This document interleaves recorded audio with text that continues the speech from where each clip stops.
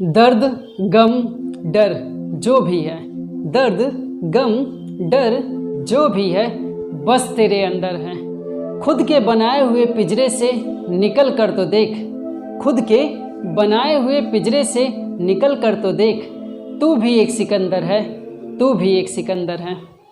Welcome है आप सभी का। आज हम लोग अपने करंट अफेयर के दूसरे पार्ट को कवर करेंगे। इससे पहले मैंने आपको एक वीडियो कवर करा दिया है जिसमें काफ़ी इंपॉर्टेंट क्वेश्चनों को आपके सामने रखा गया है। इस वीडियो में भी आपको काफ़ी अच्छे अच्छे क्वेश्चन देखने को मिलेंगे।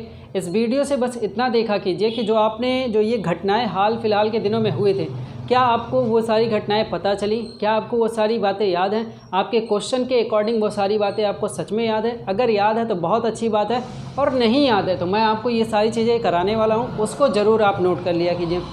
जो चीज़ें आपको पता है नोट करने की कोई ज़रूरत नहीं है, लेकिन अगर कुछ भी इंपॉर्टेंट आपको मिलता है तो नोट ज़रूर करिएगा। और मेरा दावा है कि एसएससी स्टेनोग्राफर में इससे बाहर कुछ भी नहीं आएगा करंट अफेयर से। ठीक है, ये करंट अफेयर का जो सीरीज चल रहा है डे बाय डे चलता चला जाएगा। ठीक है, पार्ट 1 मैंने कवर करा दी, आज पार्ट 2 है और काफ़ी अच्छे क्वेश्चन हैं। तो इस सारे क्वेश्चनों को हम लोग देखेंगे। आप भी इस चीज़ को देखते हुए बताइएगा क्या ये क्वेश्चन पेपर में आने के लायक हैं कि नहीं। ठीक है, मेरी तरफ से तो पूरा कंफर्म है कि ये सारे क्वेश्चन आपके पेपर में आ सकते हैं। ठीक है, तो आज शुरू करेंगे इस पार्ट 2 को। ठीक है, तो पार्ट 2 को शुरू करने से पहले आप सारे लोगों को बता दिया जाए कि टाइमिंग डेली ये क्लास शाम को 5 बजे लाइव होती है। आप लोग ज़रूर आ जाया करें और देखा करें। और अगर आप सारे लोगों की अगर किसी की भी हेल्प हो पा रही हो तो वीडियो को शेयर कर दिए ताकि किसी और की मदद हो जाए। ठीक है, शुरू करते हैं। पार्ट 2 से कवर करेंगे इंपॉर्टेंट करंट अफेयर क्वेश्चन से आपके 2020 के एसएससी स्टेनोग्राफर के लिए स्पेशल ये सीरीज चल रही है। ठीक है, तो आइए चलते हैं। देखिए, आज का जो क्वेश्चन मैंने इंक्लूड किया है रमन मैग्सेसे पुरस्कार से है। ठीक है, आपको पता है कि रमन मैग्सेसे पुरस्कार से बहुत सारे क्वेश्चन पूछे जाते हैं। अच्छा, अब इसमें क्या क्या क्वेश्चन बनेंगे उसको देखेंगे। पहले हमारा देखने का जो प्रोस्पेक्टिव रहेगा वो रहेगा कि इस बार का रमन मैग्सेसे पुरस्कार किसको मिला। ठीक है, रमन मैग्सेसे पुरस्कार इस बार का जो मिला है वो रवीश कुमार को, केवल रवीश कुमार को नहीं मिला है, भारत के पक्ष में रवीश कुमार को मिला है जो कि एनडीटीवी के पत्रकार हैं। ठीक है, यहाँ पे नाम उनका लिखा हुआ है रवीश कुमार। तो एक नाम तो ये आपको याद रखना, यही आपके पेपर में भी आएगा। ठीक है, कि रमन मैग्सेसे पुरस्कार किसको मिला है, क्योंकि वो इंडिया का ही पूछता है आपसे। तो नाम क्या याद रखना है, रवीश कुमार। साथ ही साथ ये भी बात याद रखिएगा कि ये जो रमन मैग्सेसे पुरस्कार है वो फिलीपींस कंट्री के थ्रू दिया जाता है। ठीक है, और एक पॉइंट और इसमें ध्यान रखिए कि ये एशिया का नोबल बोला जाता है। ठीक है, एशिया का नोबल। अब देखिए एक फैक्ट इसमें और जो लिखा हुआ है, 5 लोगों को इस बार दिया गया है। 2019 का रमन मैग्सेसे पुरस्कार 5 लोगों को दिया गया। तो पाँचों का नाम, सर पाँचों का नाम याद करेंगे? नहीं भाई, पाँचों का नाम आपको याद करने की कोई ज़रूरत नहीं है। एक नाम आपने याद कर लिया रवीश कुमार, दूसरा नाम जो मैं बता रहा हूँ उसको याद करिए और आप भी ये समझिएगा कि ये खास क्यों है। देखिएगा यहाँ पे एक नाम लिखा है, पूरा नाम मैंने इनका नहीं लिखा है। नाम क्या इनका है, रेमुंडो। ठीक है, रेमुंडो। ठीक है, रेमुंडो कहाँ के हैं, फिलीपींस के हैं। ठीक है, और ये एक संगीतकार हैं, इनको भी ये रमन मैग्सेसे पुरस्कार मिला है। तो याद रखने वाली भी बात है, क्योंकि जिस कंट्री का है उस कंट्री के भी बंदे को सेलेक्ट किया गया है। तो याद रहेगा, रवीश कुमार भारत, रेमुंडो फिलीपींस। ठीक है, रमन मैग्सेसे पुरस्कार एशिया का नोबेल। ठीक है, चलिए ये क्वेश्चन आपका तैयार हो गया होगा। दूसरा देखिएगा, इसमें मैंने एक क्वेश्चन 2018 का इंक्लूड किया है। तो आपको लग रहा होगा कि ये 2018 का क्वेश्चन क्यों लाया गया है, लग रहा होगा ना। तो 2018 का क्वेश्चन क्यों इंपॉर्टेंट है वो मैं आपको दिखाता हूँ। देखिए, 21वां फीफा वर्ल्ड कप हुआ था 2018 का, 21वें नंबर का था। क्या क्या बातें इसमें याद रखने की ज़रूरत है और क्यों याद रखने की ज़रूरत है मैं वो बताता हूँ। देखिए, अभी फीफा वर्ल्ड कप और दूसरा नहीं हुआ है। ठीक है, इससे पहले जो हुआ था वो 2018 में हुआ था। अब जो अगला होगा वो 2022 में होगा। यहाँ मैंने लिखा होगा, या सारी चीज़ें आपको देखने को मिलेंगी, 2022 का होगा कतर में। ठीक है, तो अभी देखिए क्या क्या फैक्ट इससे इंपॉर्टेंट। पहली चीज़, इसके विजेता कौन थे, आयोजन स्थल कहाँ था और उप विजेता कौन था। आइए चलते हैं। 21वां जो फीफा वर्ल्ड कप था 2018वां। ठीक है, आयोजन जहाँ हुआ था रूस में हुआ था। ठीक है, आयोजन का प्लेस कौन सा है, रूस है। विजेता कौन बना था, फ्रांस। ठीक है, विजेता फ्रांस। एक कंट्री बहुत चर्चा में आई थी, ठीक है, क्रोएशिया। ये क्रोएशिया क्यों चर्चा में आई थी, क्योंकि ये उप विजेता बनी थी। ठीक है, क्रोएशिया उप विजेता। और विजेता जो था वो फ्रांस था। क्रोएशिया की मैंने राजधानी कल बताई थी, जगरेब। ठीक है, आपसे मैंने कहा था मुद्रा आप जरूर उसका याद कर लीजिएगा, क्योंकि इंपॉर्टेंट आपके लिए इसीलिए है। ठीक है, इसीलिए वो क्वेश्चन आपके लिए इंपॉर्टेंट था। तो जो यहाँ मैंने कल लिखा था तो उसको आप ध्यान से देखिएगा, आपको उसकी मुद्रा कमेंट करके बतानी है। ठीक है, क्रोएशिया की राजधानी जगरेब और मुद्रा आपको कमेंट करनी है। ठीक है, तो देखिए विजेता कौन बना था? फ्रांस बना हुआ था। ठीक है, उप विजेता बना क्रोएशिया। नेक्स्ट वाला कब होगा? 2022 में होगा। ठीक है, 2022 में कहाँ होगा? कतर में होगा, वो भी 22वें नंबर का होगा। है ना इंपॉर्टेंट? है ये क्वेश्चन बिल्कुल इंपॉर्टेंट है। आपसे पूछा जा सकता है कि फीफा वर्ल्ड कप 2018 का विजेता कौन था, तो उस वक्त होता ना कि जब जीता रहता है तब तो हमें याद रहता है, बाद में वो सारी चीज़ें धीरे धीरे धीरे धीरे करके मिटती चली जाती हैं। लेकिन आपको याद रखना है, मैं सारे इंपॉर्टेंट चीज़ें आपको कराऊंगा और आपको ये याद हो जाएगा। ठीक है, याद भी हो गया होगा। कौन जीता था? फ्रांस जीता था। उप विजेता कौन था? क्रोएशिया था। आयोजन स्थल रूस में। जो नेक्स्ट वाला होगा जो 22वें नंबर का होगा वो कब होगा? 2022 में होगा। कौन से प्लेस पे होगा? कतर में होगा ना याद? जरूर याद होगा। आइए नेक्स्ट लेंगे। देखिए ये वाला हो गया। देखिए एक मैंने क्वेश्चन इसमें लिखा है, ये जो 2020 में राष्ट्रीय मतदाता दिवस सेलिब्रेट किया गया है। ठीक है, तो पहले चीज़ों को देखते हैं। राष्ट्रीय मतदाता दिवस जो था वो कब सेलिब्रेट किया जाता है, कब मनाया जाता है? 25 जनवरी को।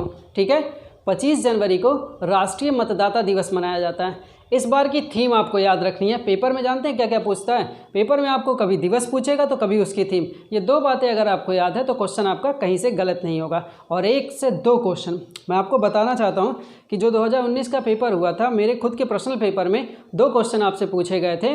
राष्ट्रीय बालिका दिवस, अंतर्राष्ट्रीय बालिका दिवस, दोनों क्वेश्चन एक ही पेपर में। सोचिए तो दिवस कितना इंपॉर्टेंट हो सकता है। ये देखिएगा, तो आपको याद क्या रखना है कि राष्ट्रीय मतदाता दिवस 25 जनवरी। ठीक है, 25 जनवरी राष्ट्रीय मतदाता दिवस। थीम क्या है? थीम पे चर्चा करते हैं। थीम देखिए इसका है इलेक्टोरल। ठीक है, इलेक्टोरल लिटरेसी फॉर स्ट्रॉन्गर। ठीक है, यहाँ मैंने शॉर्ट में पूरा लिखा है लेकिन ये डेमोक्रेसी लिखा है। ठीक है, तो electoral literacy for stronger democracy, ये थी इसकी थीम। इलेक्टोरल लिटरेसी फॉर, आगे क्या है? Stronger democracy. ये थीम आपको याद करना है। थीम कितनी बार में याद कर सकते हैं? एक बार फिर से देख के फिर बोलते हैं। ठीक है, electoral literacy for stronger democracy. Electoral literacy for stronger democracy. हो गया ना याद? ऐसे ही याद करिए, 2-3 बार याद करेंगे अपने आप याद हो जाएगा। 25 जनवरी। आइए आगे बढ़ते हैं। अब आप कहेंगे सर जो बुकों का नाम होता है वो कितना इंपॉर्टेंट है? बहुत इंपॉर्टेंट होता है। 1-2 क्वेश्चन आपसे बुक से भी पूछे जाते हैं। तो वो बुक का क्वेश्चन क्या आ सकता है? तो देखिए जो बहुत ही फेमस राइटर होते हैं, ऑथर्स होते हैं, उन्हीं की बुक्स आती हैं। तो इसमें जो सबसे इम्पॉर्टेंट मैं आपको शामिल करके दे रहा हूँ, या डेली टू डेली जब मैं प्रैक्टिस जो ये क्लासेस दूंगा उसमें मैं 1-2 किताबें इंक्लूड करके लाऊंगा जो कि वेरी मोस्ट इंपॉर्टेंट हो जाएंगे आपके पेपर के लिए। और क्यों होंगे मैं आपको दिखाता हूँ क्यों इंपॉर्टेंट होगा। आपने चेतन भगत का नाम सुना होगा, सुना ना? सुना होगा भाई। 3 इडियट्स कितनी अच्छी मूवी है। हाफ गर्लफ्रेंड सुना ही होगा। 2 स्टेट्स, बहुत सारी। चलिए चर्चा करते हैं उनकी जो हाल फिलहाल के दिनों में एक किताब आई है। इस बुक का नाम आपको याद रखना है, 1 अरेंज्ड मर्डर। ठीक है, 1 अरेंज्ड मर्डर किसने लिखी है? चेतन भगत ने। नाम याद रखिएगा, बुक का नाम है 1 अरेंज्ड मर्डर। किसने लिखा है? चेतन भगत ने। ठीक है, एक बुक और मैंने लिखा है, रस्किन बॉन्ड। आपने नाम सुना होगा, बहुत ही चर्चा का विषय रहता है ये नाम, और बहुत ही फेमस पर्सनालिटी भी है जिसकी वजह से ये क्वेश्चन पूछे जाते हैं। इन्होंने एक बुक लिखा अ सॉन्ग। देखिए, a song of India. A song of India किसने लिखा है? रस्किन बॉन्ड ने। है ना, याद हो जाएगा ना? Very simple. Chetan Bhagat, 1 arranged murder, Chetan Bhagat. उसके बाद कौन सा है? ऐसे ही मन में दौड़ाते रहिए, अपने आप याद हो जाएगा और इजी, बिना प्रेशर लिए याद करें। ठीक है, अ सॉन्ग ऑफ इंडिया किसने लिखा? Ruskin bond. हो गया ना? ओके, आगे बढ़ते हैं। एक देखिए क्वेश्चन आपके सामने है, गांधी स्टेडियम कहाँ है? आपसे पूछ लेता है कभी कभी, राजीव गांधी स्टेडियम कहाँ है, लाल बहादुर शास्त्री स्टेडियम कहाँ है, ये स्टेडियम कहाँ है। तो आपसे एक क्वेश्चन भी पूछ सकता है कि गांधी स्टेडियम कहाँ है। तो मैंने आपके लिए इंक्लूड किया है गांधी स्टेडियम कहाँ पे? जालंधर, पंजाब। ठीक है, अब आप मन में आएगा आपके कि सर ये स्टेडियम से सवाल कैसे? तो मैं आपको दिखाता हूँ ना कैसे सवाल बन सकते हैं। एक तो आप याद करिए गांधी स्टेडियम कहाँ है? जालंधर, पंजाब। साथ ही साथ आप याद करेंगे मोटेरा स्टेडियम, है ना याद? अरे हाँ हाँ हाँ, ये भी याद था। अरे वही, हाँ हाँ याद आ रहा है ना? वो नमस्ते ट्रम्प, सेम वही है, नमस्ते ट्रम्प। आए हुए थे ना ट्रम्प जी, तो उन्हीं की खुशी में याद कर लीजिए इसको। मोटेरा स्टेडियम, जिसका नाम क्या है, सरदार वल्लभ भाई पटेल स्टेडियम, ठीक है, सरदार वल्लभ भाई पटेल, सरदार पटेल स्टेडियम उसको जबकि एक्चुअल में नाम दिया गया है, ठीक है। तो ये क्या है, ये दुनिया का सबसे बड़ा स्टेडियम है। करने वाली बात है कि नहीं कि इसको याद किया जाए, बिल्कुल याद किया जाएगा, काफ़ी संख्या इसमें बैठ सकती है। तो दुनिया का सबसे बड़ा स्टेडियम मोटेरा स्टेडियम, जिसे सरदार पटेल स्टेडियम बोला गया। साथ ही साथ याद क्या रखना है, गांधी स्टेडियम, जालंधर, पंजाब। नमस्ते Trump, that was the program, ठीक है। नेक्स्ट देखिए आपके सामने है 2019 में भारत रत्न दिया गया था। अभी तो 2020 का कुछ दिया हुआ नहीं गया, नामित हुए थे कुछ नाम, तो उन नामों को दिया भी गया। और उनके नाम कौन कौन से, वो नाम याद रखें। 3 बंदों को मिला है भारत रत्न 2019। इसमें से 2 आपके जो हैं वो मरणोपरांत हैं। दोनों का नाम क्या है, भूपेन हजारिका और नानाजी देशमुख। ये दोनों लोग मरणोपरांत पाए हुए हैं। अब आपसे 2-3 टाइप से क्वेश्चन पूछेगा, मैं आपको तीनों टाइप के क्वेश्चन समझाने की कोशिश करता हूँ, ठीक है। पहला तो भारत रत्न 2019 3 व्यक्तियों को मिला, प्रणब मुखर्जी, नानाजी देशमुख और भूपेन हजारिका। ये 3 बंदों को मिला। प्रणब मुखर्जी के बारे में आपको पता है, अभी हाल फिलहाल के दिनों में उनका देहांत हो गया है, अब पूर्व राष्ट्रपति हैं अपने, ठीक है। और भूपेन हजारिका सिंगर मतलब संगीतकार हैं, नानाजी देशमुख समाज सेवी हैं। अब देखिए इसमें आपसे क्वेश्चन पूछा जा सकता है कि अब तक कितने लोगों को दे दिया गया है ये भारत रत्न पुरस्कार अब तक। तो अब तक याद रखेंगे 48 लोगों को, ठीक है। अब तक मतलब जब से स्टार्टिंग इसकी हुई है तब से लेके अब तक 48 लोगों को दिया गया। आपसे क्वेश्चन ये भी पूछ सकता है कि मरणोपरांत कितने लोगों को दिया गया है। तो देखिए यहाँ पे मैंने एक क्वेश्चन लिखा हुआ है, मरणोपरांत जो है 14वें नंबर का, या 14 लोगों को दे दिया गया है। और 14वें नंबर के कौन थे, वो थे भूपेन हजारिका। आपसे क्वेश्चन अगर पूछे कि कितने लोगों को मरणोपरांत दे दिया गया, तो 14 लोगों को दे दिया गया। 14वें नंबर के जो थे वो कौन है, भूपेन हजारिका। याद रहेगा। चलिए आगे बढ़ते हैं। अब एक क्वेश्चन मैंने आपके लिए 2019 का इंक्लूड किया है। फिर आपके मन में आएगा सर अब 2019 के क्वेश्चन भी पढ़ने पड़ेंगे। बिल्कुल पढ़ना पड़ेगा भाई। देखिए कुछ ऐसे क्वेश्चन हैं जैसे 4 साल में वर्ल्ड कप होता है, तो वो क्वेश्चन तो अगले 4 साल के लिए इंपॉर्टेंट है ना इंपॉर्टेंट। तो उन्हीं बातों पे ध्यान, और मैं इतने सॉलिड कंटेंट आपको दे रहा हूँ कि जितना आपसे क्वेश्चन पूछा जाएगा उतनी बातें मैं लिख के दे रहा हूँ। और सॉलिड कंटेंट है, ऐसा कंटेंट पूरे यूट्यूब पे कोई नहीं डाला होगा, ठीक है। जो मैं आपको कंटेंट दे रहा हूँ वो आपकी स्पेशल स्टेनोग्राफर के लिए बना के रख रहा हूँ, ठीक है। आइए चलते हैं। ये देखिए वर्ल्ड कप 2019 याद होगा आपको, वो धोनी रन आउट हो गया, फिर सारे सपने अपने टूट गए थे।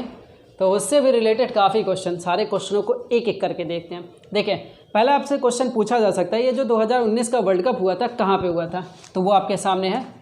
एक देखिए फाइनल जो हुआ था वो लॉर्ड्स के स्टेडियम में हुआ था, लेकिन वैसे पूरा आयोजन अगर मान के चलेंगे तो इंग्लैंड योम वेल्स दोनों जगहों पे हुआ। इंग्लैंड योम वेल्स ये प्लेस थे जहाँ 2019 का वर्ल्ड कप हुआ।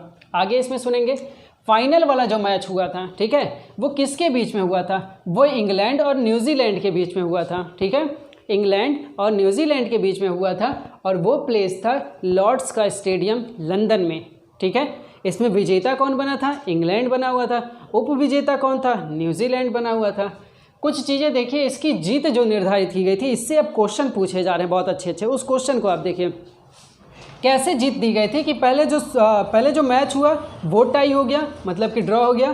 फिर जब सुपर ओवर कराया गया वो भी ड्रॉ हो गया। तो फिर एक प्रोसेस निकाला गया कि ऐसे जीत दे दी जाए। क्या प्रोसेस था, कहा गया सुपर ओवर में अधिक चौकों को, जो सुपर ओवर में सबसे अधिक चौके लगाए थे या छक्के लगाए थे, बाउंड्रीज के अकॉर्डिंग उसको दे दिया गया, विजेता बना दिया गया। तो न्यूजीलैंड कम बनाया था, इंग्लैंड ज़्यादा बनाया था, इसीलिए इंग्लैंड को विजेता घोषित कर दिया गया था।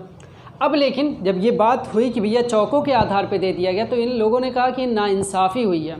सारी टीम ने या पूरी वर्ल्ड की कंट्री जितने भी क्रिकेट टीम हैं सारे लोगों ने बोला कि ये नाइंसाफ़ी है, इसमें कुछ और करिए। तो इसमें एक प्रोसेस ये ला दिया गया है, कहा गया है कि तब तक सुपर ओवर होता रहेगा जब तक जीत निर्धारित ना हो जाए। मतलब एक बार सुपर ओवर हुआ फिर ड्रा हो गया, फिर सुपर ओवर फिर ड्रा, मतलब जब तक ड्रा होना है होने दीजिए, लेकिन एक बार जीत निर्धारित होनी चाहिए, तब तक ये मैच होते रहेंगे, जो कि अच्छी बात है।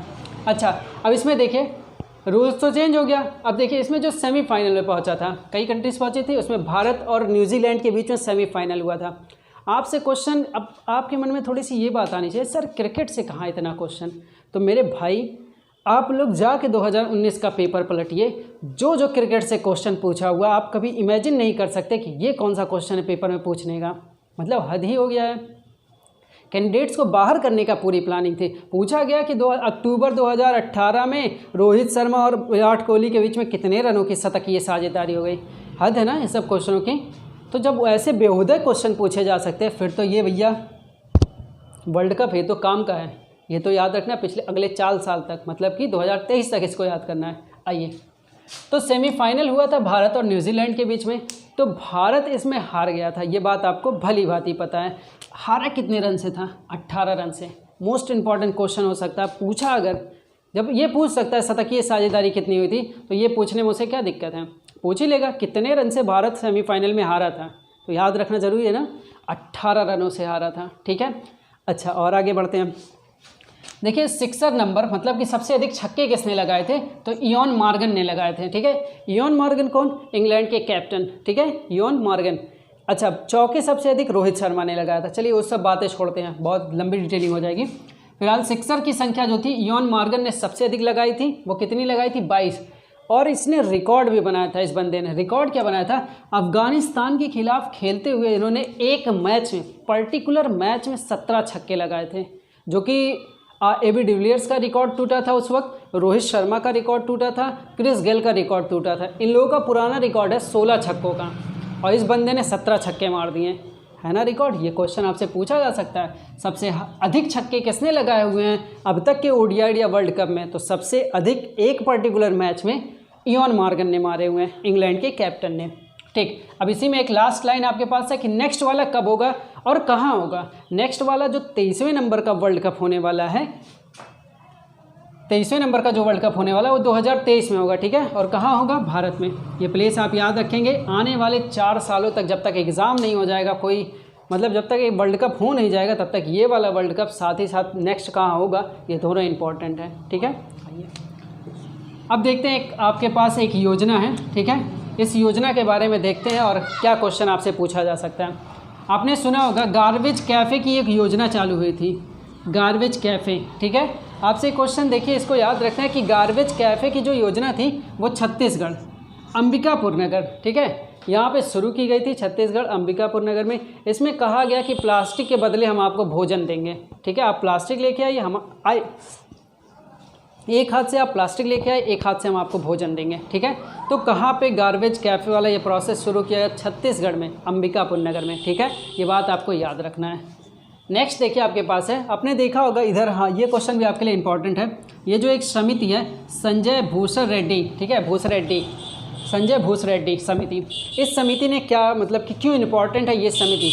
तो आपने देखा ये जो यूपी का शिक्षक भर्ती पेपर हुआ था, उस चीज़ के लिए बना था। सहायक शिक्षक भर्ती परीक्षा जांच समिति बनी हुई थी उत्तर प्रदेश की, और उसकी समिति को कौन सी समिति, उसका नाम दिया गया था संजय भूसर रेड्डी। ठीक है, तो ये नाम याद रखिए। शिक्षक भर्ती से कई लोग अभी प्रोटेस्ट कर रहे होंगे ना, उनसे जाके आप पूछेंगे आपकी जांच समिति कौन बनी, सहायक शिक्षा भर्ती जो परीक्षा हो रही है उसकी जांच की समिति कौन बनी हुई थी, नाम ही नहीं याद है।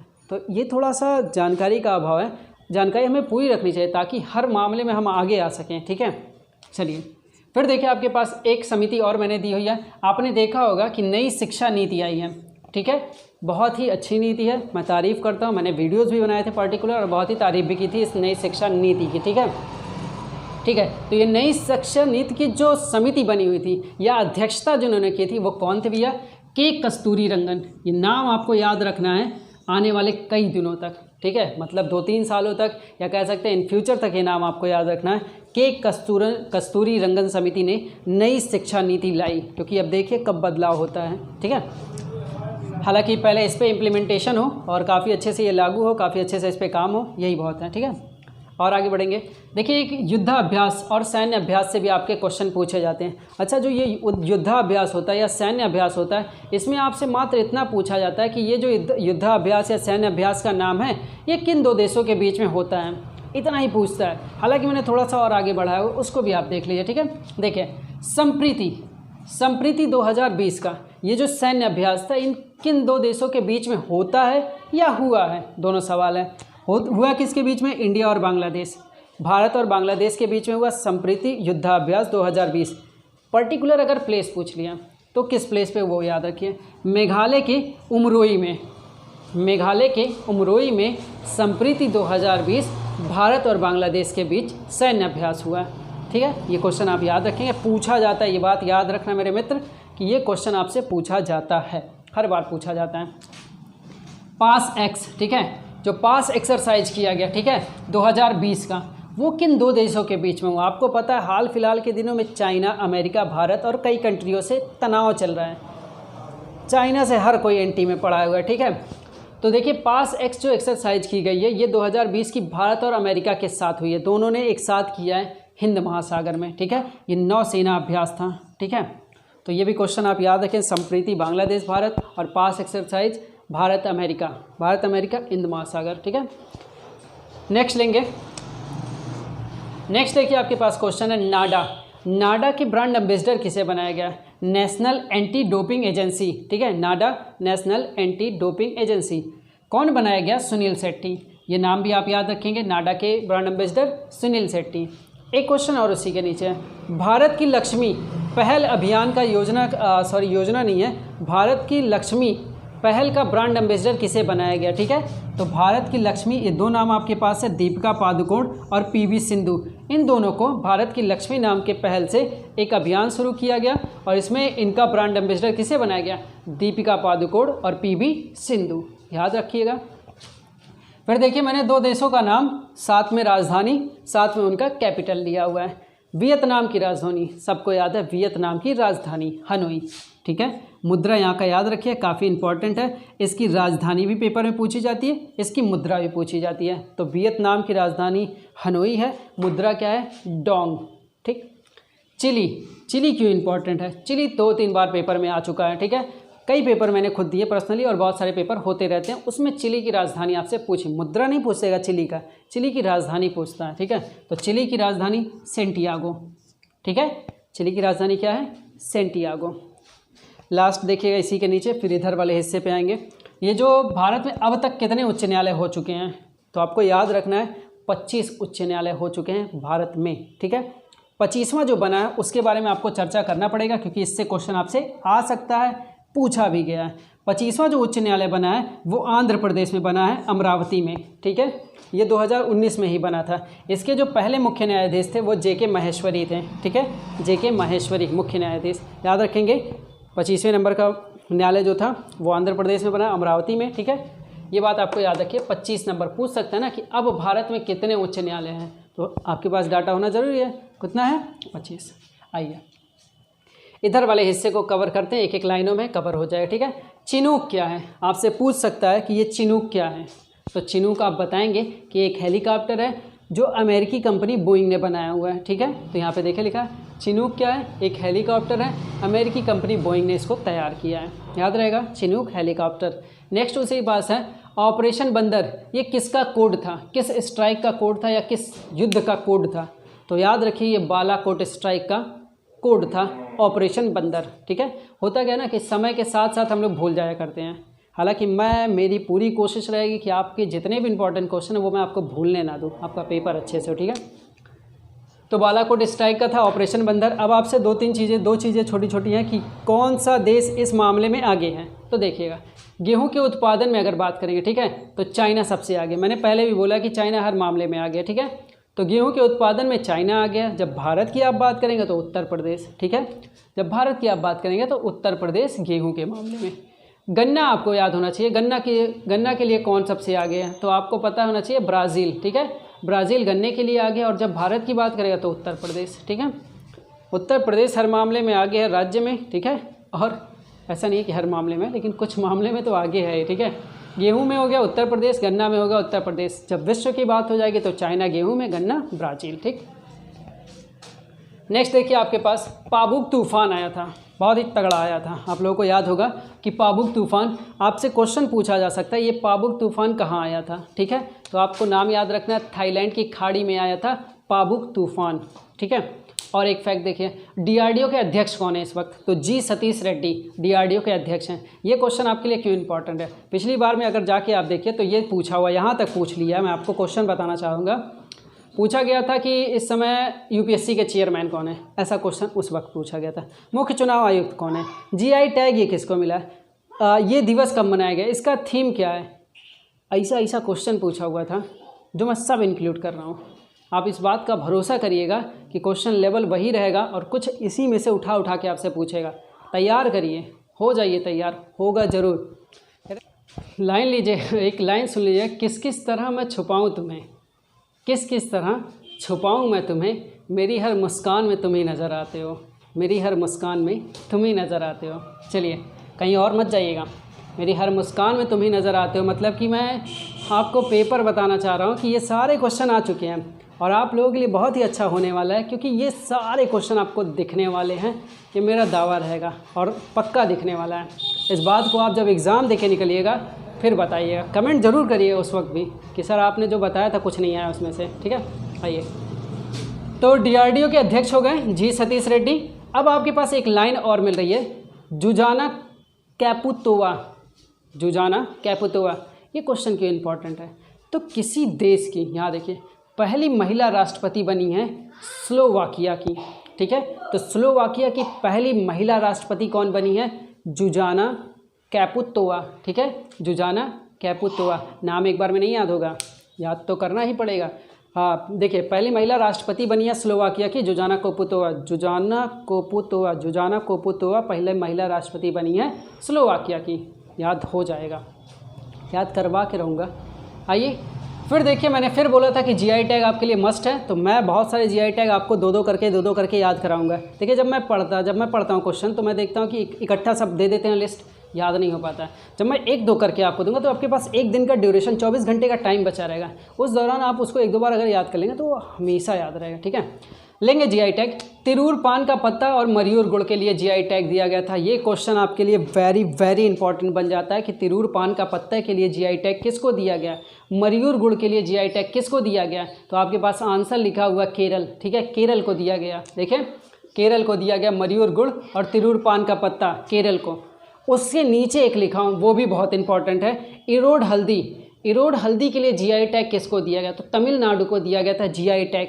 जीआई टैग किसको दिया जाता है ये आपको याद रखना है, जीआई टैग दिया जाता है 10 वर्षों तक उसका वैलिडेशन रहता है, ठीक है, वैलिडिटी रहती है 10 साल की, और उस पर्टिकुलर एरिया का बहुत ही फेमस चीज़ रहता है, उसको geographical indication, GI tag geographical indication tag दिया जाता है, ठीक है।